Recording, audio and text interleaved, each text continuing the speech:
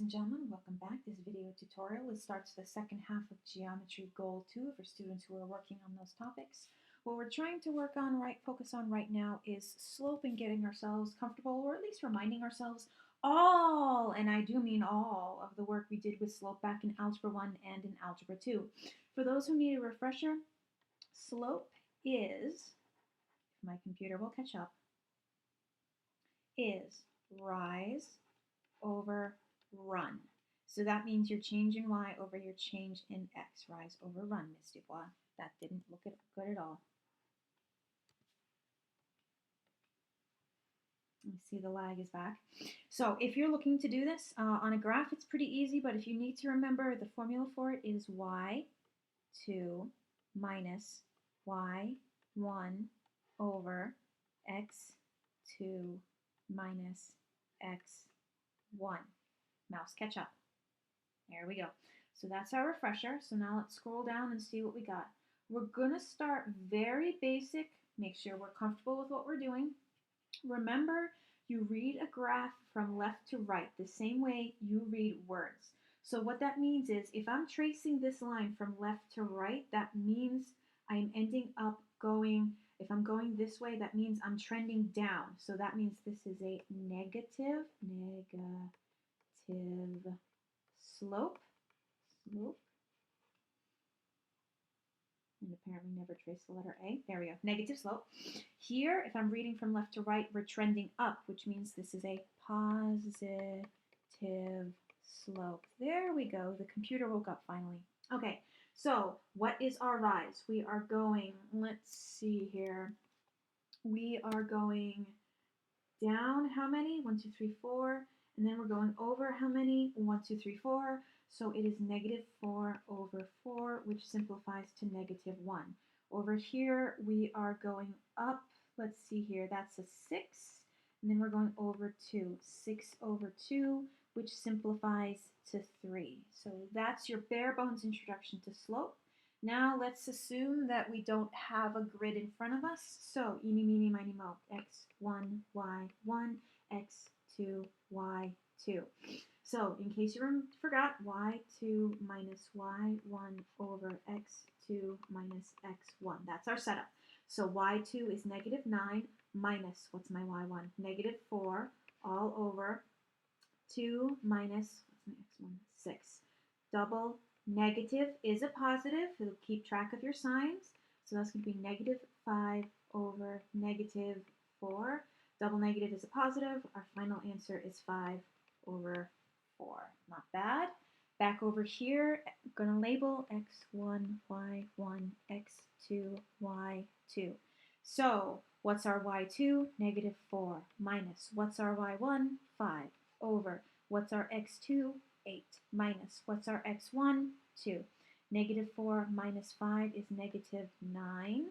8 minus 2 is 6. Now this does get to be simplified, so that's going to be negative 3 over 2 as our final answer. All right, so far so good. No major challenges yet. We're going to be doing this again, so you know x1, y1, x2, y2. And it's worth mentioning, we had talked about it earlier in the chapter, if you have 0 over something, your slope is going to be 0. If you have something divided by 0, that's going to be undefined. You want to be very particular for that, especially in this topic. So slope of a line, let's see here. So that's negative 6 minus negative 1, so that's going to be negative 5 over 2 minus 2, which is 0. Uh-oh. So this is undefined. Next one, this is going to be 9 minus negative 9, which is 18. Negative 3 minus negative 3 is 0, so this one is also undefined. Okay? So far, so good. Next up, slope passing through the line. So negative 8 plus, try that again. Negative 8 minus negative is a positive, so negative 8 plus 8 is 0. Over 2 minus 7 is negative 5, so our slope is 0. Then 7 minus negative 8 is 7 plus 8, which is 15. 8 minus 8 is 0, so this is undefined. So be very careful with this one. It's only going to be one of the two. It's either going to be 0 or undefined, depending on which one they give you. Over here, since we're getting used to slope to begin with, find the slope and y-intercept given the equation. So, gee, I don't know. I mean, it's so hard. What letter is slope? I don't know. What letter is your y-intercept? I don't remember, miss. It was algebra 1 and algebra 2. It was just so long ago. Yeah, no, anyway.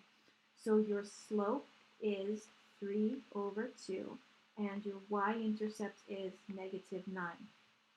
Over here, they try to trick you with that extra fraction, but we're not going to let it. -1/2 is our slope, and our y-intercept is 3/4. That's where it's coming from. Now, again, we take it and we tick up the difficulty curve just a little bit, because here's the thing. This isn't in slope-intercept form, so question mark, question mark, question mark, what are we supposed to do? Well, you have all those algebra skills from the last year or two. Let's use that to our advantage.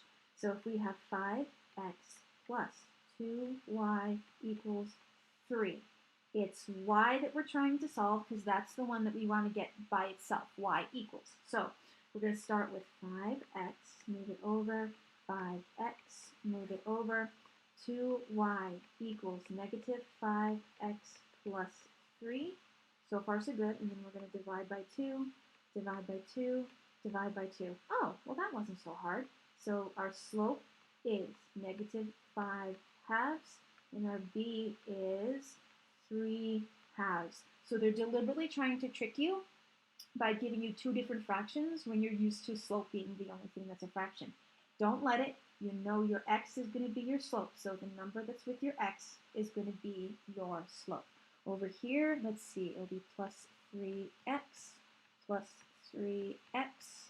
So -2y equals 3x plus 6. Computer, catch up. Okay, divide by -2, divide by -2, divide by -2. Therefore, y equals -3 halves x minus 3. So what is our slope? -3 halves. What is our y-intercept? -3.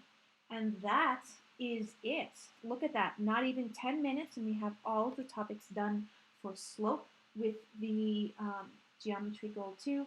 Next one, we're going to talk about the equations of lines. And again, slope and writing equations, this is all review. You saw this in very much detail in Algebra 1, and you had a review for it back in Algebra 2. So, see you in the next one. As always, stay happy, stay safe.